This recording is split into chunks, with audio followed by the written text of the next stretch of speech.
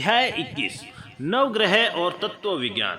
इस सृष्टि की रचना कब और कैसे हुई, ब्रह्मांड के रहस्य क्या है, ये सब जानने के लिए मनुष्य निरंतर प्रयासरत रहा है।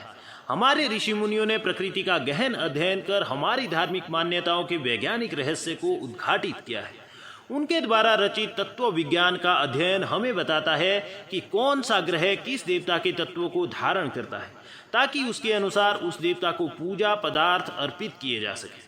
विधिवत अर्पण करने से अर्पित करने वाले की काया शक्ति और आत्म शक्ति दोनों बढ़ती है।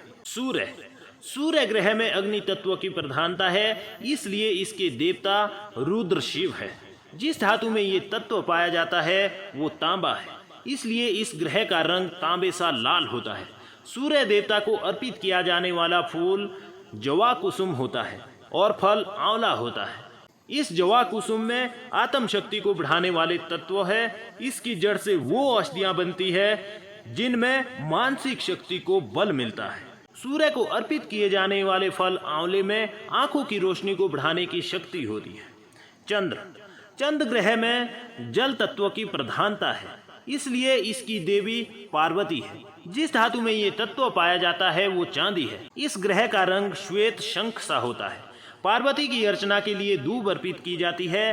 पैरों में बिछी हुई दूब में कायाकल्प की शक्ति होती है, इसलिए नंगे पांव दूब पर चलने का विधान भी है। कायाकल्प के लिए जो 5 औषधियों का पंचामृत बनाया जाता है, उसमें 3 गांठ की दूब जरूर डाली जाती है। मंगल ग्रह में अग्नि तत्व प्रधान होता है। इसके इष्ट गणपति है। जिस धातु में ये तत्व पाया जाता है वो सोना है। इस अग्नि तत्व प्रधान ग्रह का रंग रक्तिम लाल होता है। गणपति की आराधना के लिए लाल कनेर अर्पित किए जाते हैं, साथ में दूब भी। लाल कनेर में बुद्धि बल को विकसित करने के तत्व है।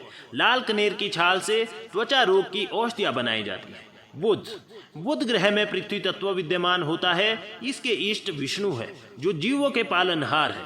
जिस धातु में ये तत्व पाया जाता है वो कांसा है। पृथ्वी तत्व प्रधान ग्रह का रंग विचित्र हरा होता है। विष्णु पूजा में अशोक, कदम्ब, पाटल, मोंगरा, कुंदकली और शंखावली के फूल होते हैं। अशोक, कदम्ब आदि फूलों में राजयोग की शक्ति होती है और शंखावली के फूल वाणी शक्ति को बढ़ाते हैं। बृहस्पति ग्रह में आकाश तत्वों की प्रधानता है, इसलिए इसके देवता ब्रह्मा और शिव है। जिस धातु में ये तत्व पाया जाता है वो चांदी और सोना है। आकाश तत्व प्रधान बृहस्पति ग्रह का रंग पीला है। इसके देवताओं की आराधना के लिए पीला कनेर अर्पित किया जाता है। पीले कनेर की सुगंधि विवेक शक्ति को बढ़ाती है। जीव रक्षा का गुण भी इसमें समाया रहता है। शुक्र ग्रह में जल तत्व प्रधान होता है, इसलिए लक्ष्मी और सरस्वती इसकी देवियां हैं। जिस धातु में ये तत्व पाया जाता है वो चांदी है।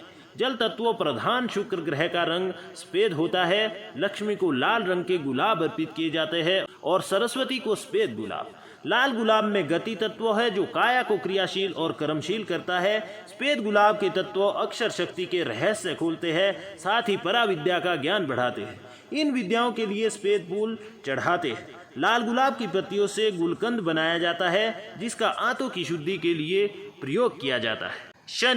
शनि ग्रह में वायु तत्व की प्रधानता होती है, इसलिए इसके देवता यम और रुद्र है।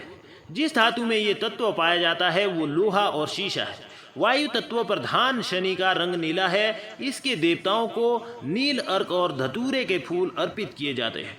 धतूरे के पत्तों का रस अस्थमा जैसे रोगों की औषधियों में डाला जाता है। राहु एक छाया ग्रह है, जिसमें वायु तत्व प्रधान होता है। इसकी देवी दुर्गा है। जिस धातु में ये तत्व पाया जाता है वो शीशा है। वायु तत्व प्रधान राहु का रंग काला है। दुर्गा की पूजा के लिए जवा कुसुम अर्पित किए जाते हैं। केतु भी राहु की तरह एक छाया ग्रह है, जिसमें वायु तत्व प्रदान होता है। इसके देवता ब्रह्मा है। पंच धातु में इसके तत्व पाए जाते हैं। इसका रंग चितकबरा होता है। इसका पूजन नहीं होता, पर इसके नाम पर किसी पर्वत में जाकर काले रंग की ध्वजा फहराई जाती है। ये पतन को रोकने का और नाम को ऊंचा करने का संकेत है। फूलों में समाये हुए तत्वों के गुण धर्म तभी प्रभावित कर पाते हैं जब वे ताजा और खिले हुए हो।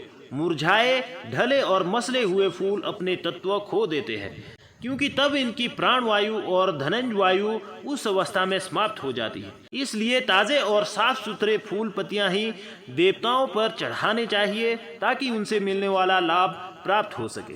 यहाँ पर अध्याय 21 समाप्त होता है।